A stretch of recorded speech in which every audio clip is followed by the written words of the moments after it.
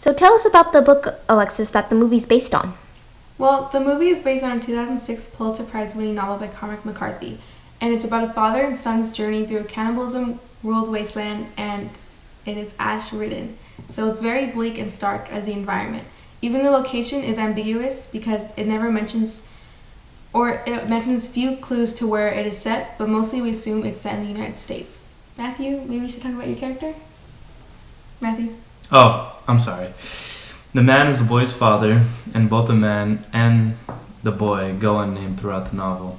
He believes that God has entrusted him into protecting him from the dangers that surround both of them.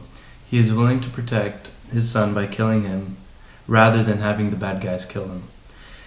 He makes his great sacrifices in order to protect him and his son. He wants his son to carry the fire, which is the flame of humanity that is left in him. And their objective is to spread that idea with good people that they encounter. And how about you, Andrew? Can you tell us about the boy that you play? The boy, he's the only motivation that the father has. He is the only reason why he is alive still.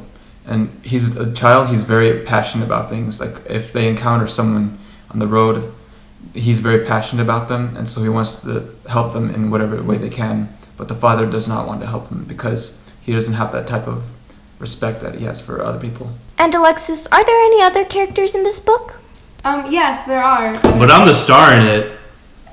Yeah, but there are other characters, like the mother. She's not in it much. She basically leaves in the beginning because she kills herself. She didn't want to live in this cold and bleak world anymore, and she basically left the father to take care of the son.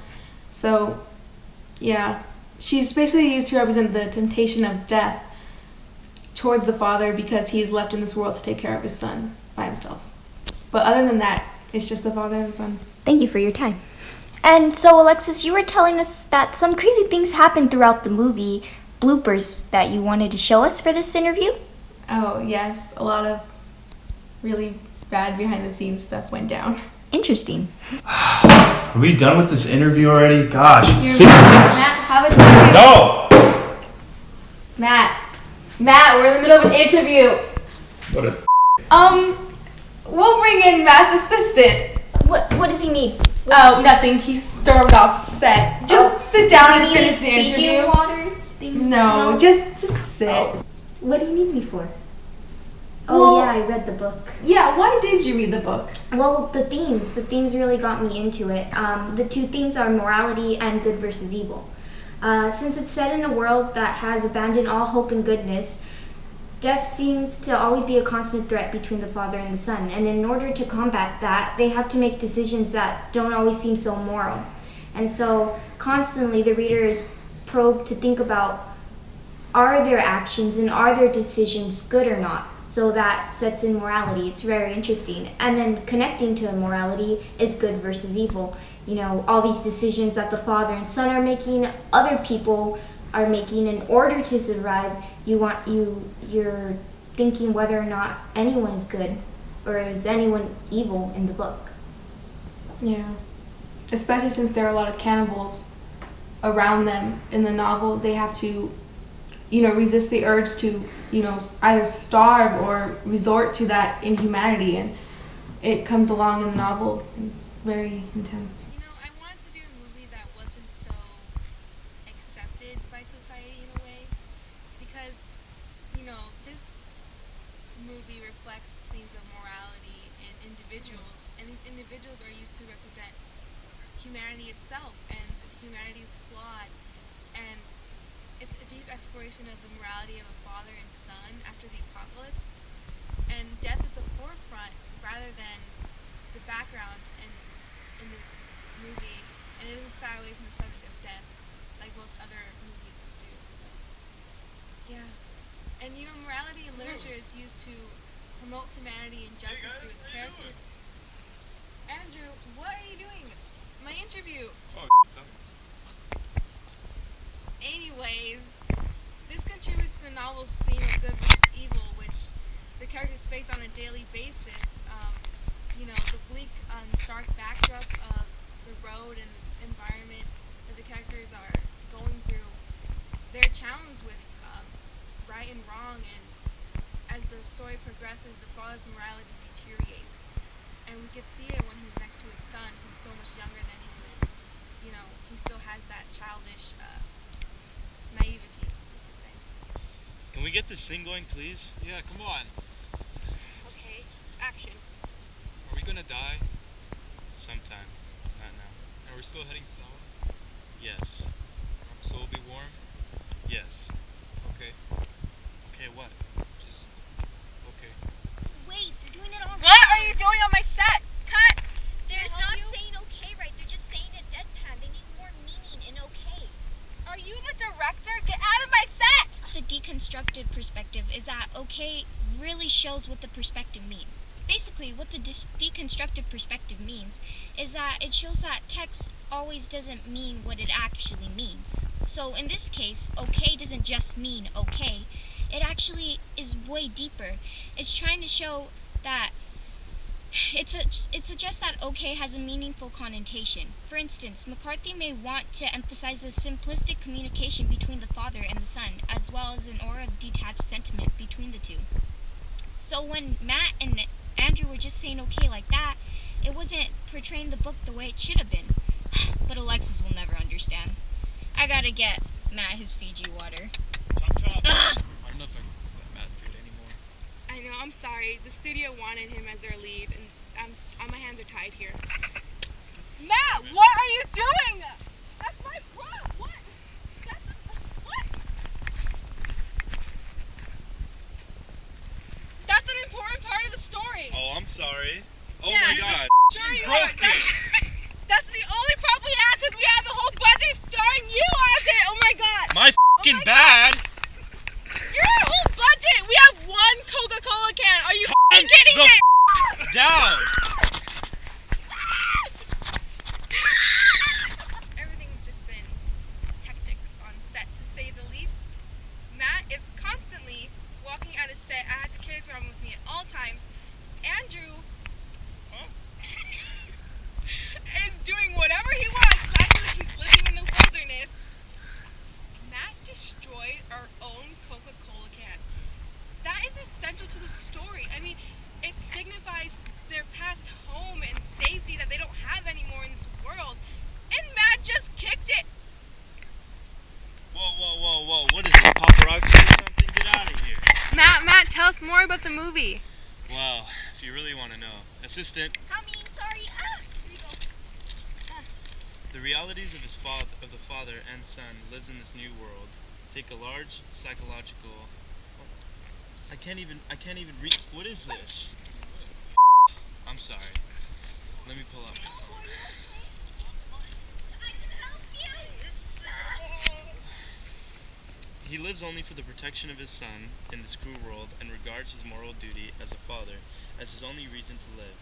His duty is to shield his son from the horrors around him, and he takes his son's safety first and his own as an afterthought, as he doesn't live for himself, but for his son. Showing how psychologically his view of himself, his son, and the world is messed up, he says how the boy's candle-colored skin was all but translucent. With his great staring eyes, he'd look of like an alien. I don't even know why I'm doing this. Sorry about that.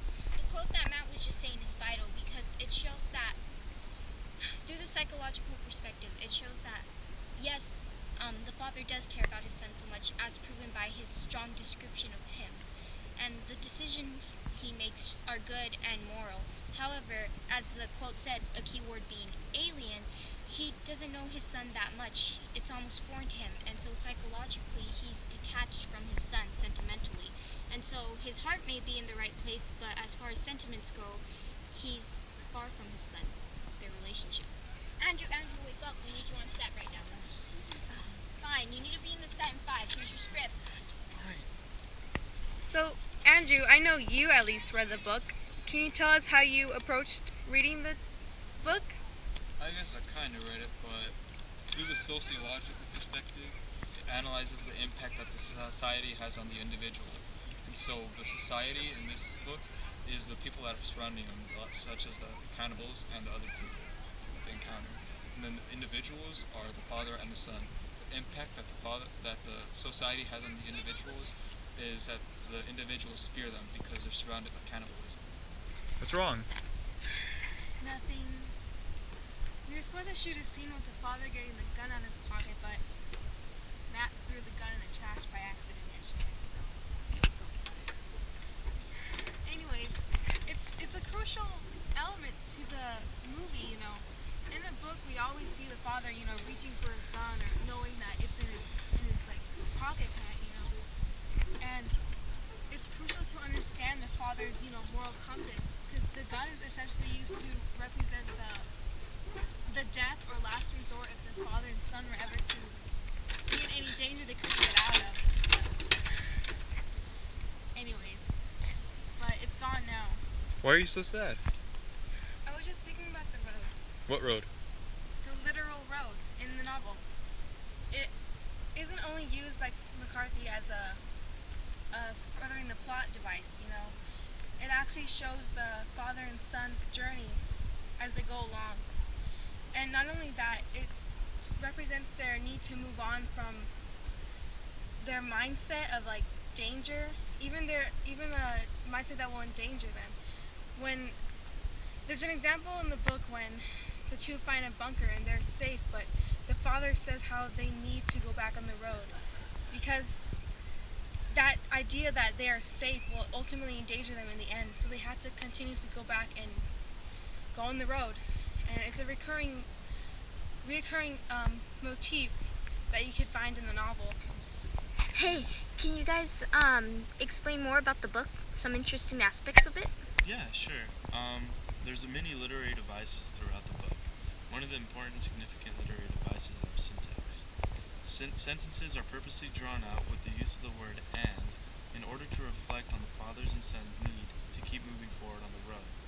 When specific actions are taking place, they are mostly written in staccato sentences to show how these moments are significant. Rather, it's quick, quiet moments in which the father and the son are on the road that are significant to the story. Furthermore, as the setting is desired with only a son and a dad, McCarthy wanted to emphasize the feeling of loneliness and simplicity of a boy and father on the road. The lack of outside forces in daily news and gossip is clearly seen by the minimal and static Odette. Can you tell us more? Yeah, McCarthy uses the literary device of metaphor. The phrase "carry the fire" is mentioned throughout the novel, and it shows the humanity that is still left inside the father and the son. This is significant because it is their motivation to keep on surviving in the post-apocalyptic world that they live in. They must always stay the good guys and have them carry the fire with them. Andrew, can you tell us more about the rhetorical devices in the book? Yes, there's imagery. The setting being post-apocalyptic is that it's vital that McCarthy creates tangible illustrations of the deserted world as clearly seen in the beginning of the text. For instance, McCarthy utilizes similes in order to perfectly describe the darkness, like the one onset of some cold Gokuma dimming away the world. That's so bad. Our movie's gross. Our movie is low budget and disgusting. Our budget was $5. Our budget? Our budget was enough to buy us Panda. Huh? Our budget was enough to buy us Panda.